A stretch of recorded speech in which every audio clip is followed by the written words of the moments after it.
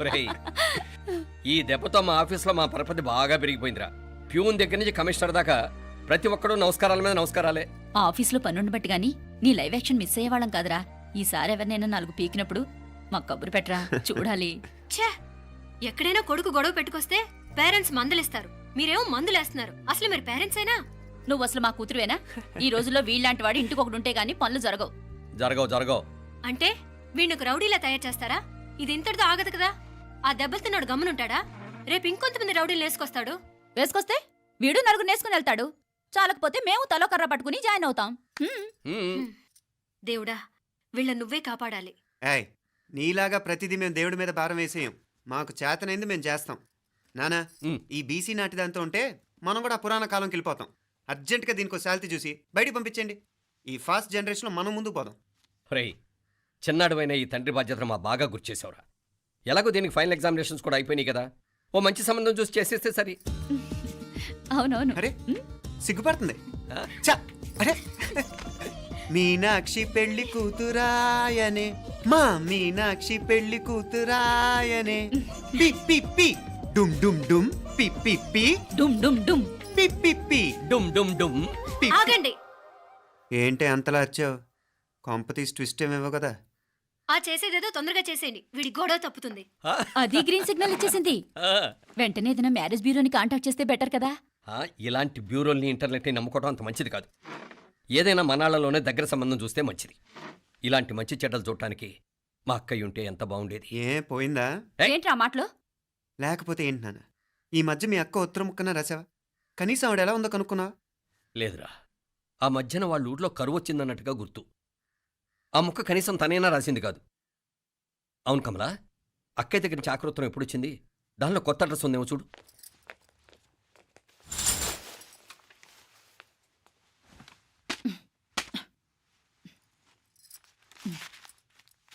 ఇవి చూడు. ఇదే ఆఖరిదనుకుంటా. మా ఇది ఓపెన్ కూడా చేసినట్లేదు. ఏంటి ఓపెన్ చేయలేదా? ఇటీ ఈ చేతిరాత మా అక్కయ్యలాగానే ఉందే. లానే ఉంటాం కాదు, మీ అక్క దగ్గర నుంచే. మరీ ఫాస్ట్ జనరేషన్ అయిపోయి సంవత్సరం క్రితం వచ్చిన లెటర్ను ఓపెన్ చేసి తీరుకు కూడా లేకుండా పోయింది. చిరంజీవి ఆనందరావుకి మీ అక్క ఆశీర్వదించరా అనేది, పిల్లలు మీరు క్షేమంగా ఉన్నారని భావిస్తున్నాను. మీ బావ పోయిన దగ్గర నుంచి ఆరోగ్యం అంతంత మాత్రంగానే ఉంది. దానికి తోడు మనిషిని పాము కాటేసినట్టు మన ఊరిని కరువు కాటేసింది. వర్షాలు లేక పొలాలన్నీ బీడివారిపోయాయి. వానలు పడాలని మొక్కని దేవుడు లేడు. గొడ్లు కూడా సరైన తిండి లేక ఎముకలు గూళ్ళైపోయాయి. అందరూ ఊరు వదిలి వలసిపోతున్నారు. నేను కూడా పక్క ఊరికి వెళ్ళిపోదాం అనుకుంటున్నాను. ఖర్చులు కొంచెం ఇబ్బందిగా ఉంది. ఏమనుకోకుండా 2000 ఉంటే సర్తామని ఈ ఉత్తరం రాస్తున్నాను. అమ్మా నాన్నలు గుర్తుగా మిగిలిపోయిన ఆ పొలం అమ్మటానికి మనసు రాక నిన్ను అడుగుతున్నాను. వెంటనే ఏ విషయం తెలియజేస్తామని ఎదురు చూస్తూ మీ అక్క పార్వతి. ఏంటి నాన్న ఇది? రక్తం పంచుకు పుట్టిన అక్క సంగతి కూడా పట్టించుకోలేనంత ఫాస్ట్ జనరేషన్ అయిపోయింది. మీనాక్షి అన్నట్టు ఆ బీసీ నాటికి వెళ్ళిపోవటమే బెటర్. హలో, రేపు నువ్వు కూడా అంతే నాయనా.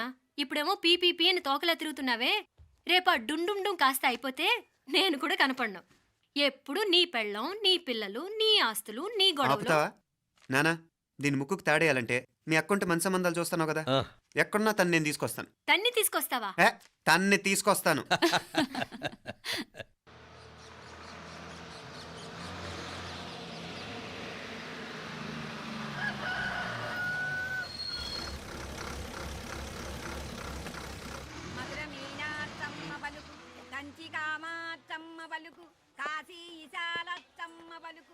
బాబు, ఇక్కడ కావూరి పార్వతమ్మ గారి ఇల్లు ఆ సందులో రామాలయం పక్కనుందండి.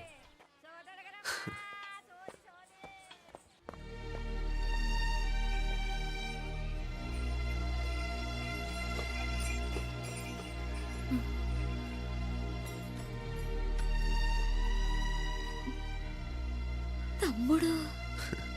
నేను ఈ తమ్ముడిని కాదత్తా, నీ తమ్ముడు కొడుకుని.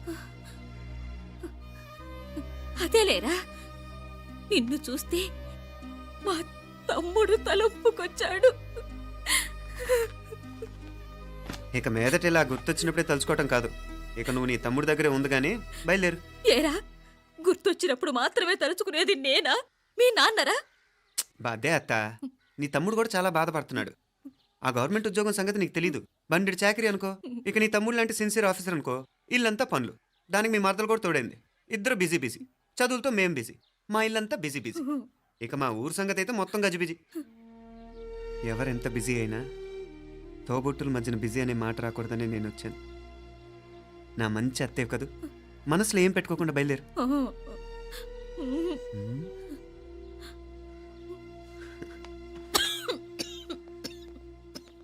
ఇంకా ఈ నాటు మందులతో పనేంటత్తా? నీ తమ్ముడు నిన్ను పెద్ద ఆసుపత్రిలో చూపించాలని చూస్తుంటేను. ముందు నువ్వు బయలుదేరు. నేనేమైపోతే మీకేంట్లేరా? మీరా బిజీ బిజీ ఊళ్ళోనే హాయిగా ఉండండి. ఇదేంటి నేను మాట్లాడేస్తున్నాను? నువ్వు మాట్లాడకపోతే ఎలా అత్తా? ఆడపిల్లకి అమ్మ మీద ఆశ, మగపిల్లాడికి అత్త మీద ఆశ. నేనేం నీకోసం ఆడపిల్లని కనలేదుగా. కనేసున్నా పోయేది. దాన్ని నేనే పెళ్ళాడేసి నీకు తోడుగా ఇక్కడే ఉండిపోయేవాడిని. అప్పుడు అనుకుంటే నేను ఆడేవాడిని. చెప్తున్నాను కదా అత్త, మీ అక్క తమ్ముళ్ళ మధ్యన ఉంది చాలా చిన్న గీత. మన ఇంట్లో పెద్ద దిక్కు నువ్వే కదా. నీ తమ్ముడే మీనాక్షికి దగ్గర సంబంధం చూస్తే బాగుంటుంది అంటున్నాడు. ఆ మంచి చెడ్డ చూడాలంటే మాకు నువ్వు తప్ప ఇంకెవరున్నారు చెప్పు? మీనాక్షికి సంబంధాలు చూస్తున్నారా? ఇంకా చూడలేదత్తా. నీ తమ్ముడు నీకే అపనప్ప చెప్పాలనుకుంటున్నాడు. అట్టయితే ఆ బూరుగు పిల్లల సంబంధం మాట్లాడేస్తే సరి. ఏ బూరుగు పల్లెలు? అదేరా, కుర్రాడు కూడా బాగా చదువుకున్నాళ్లే. ఇంద్రవల్లిలో ఉంటారు. అయితే మనం హైదరాబాదు. ఆ నా తమ్ముడి కూతురు పెళ్లి నేను కాక మరెవర్రా చేసేది? నేను బండి కట్టించుకుంటారా? కొంచెం ఆగరా, ఏదైనా తిని వెళదు. తర్వాత తింటానత్తా. నువ్వు ముందు రెడీ రెడీ అవు.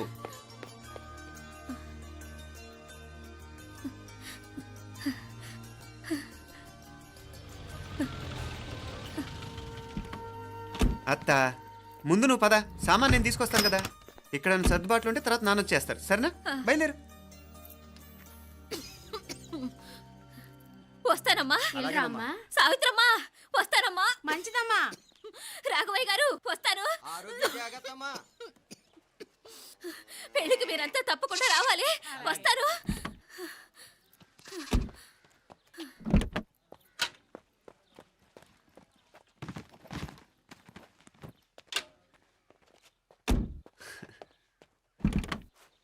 జరుగత్తా, జరుగు. అత్త అత్త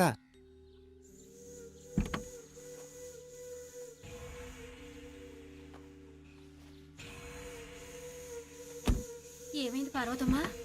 పార్వతమ్మా, పార్వతమ్మా! అయ్యో, ఎంత ఘోరం జరిగిపోయింది.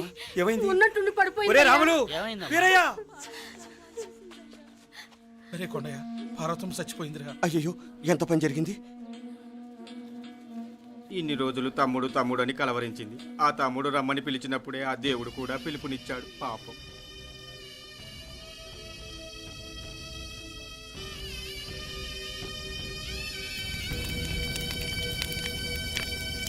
మా నాన్నగారి సంతానంలో నేను తప్ప ఇంకెవ్వరూ మిగల్లేదు. అయిన వాళ్ళందరూ వెళ్ళిపోవటంతో మీరందరూ ఉన్నా కూడా నాకంటూ ఎవ్వరూ లేరనిపిస్తోంది. మీ అక్కయ్య కళ్ళల్లో కూడా ఇదే చూశాను నాన్న. కాకపోతే తను పోయాక నువ్వు ఎవరు లేరని ఫీల్ అవుతున్నావు. మన అందరం ఉండి కూడా తన ఒంటరితను అనుభవించింది.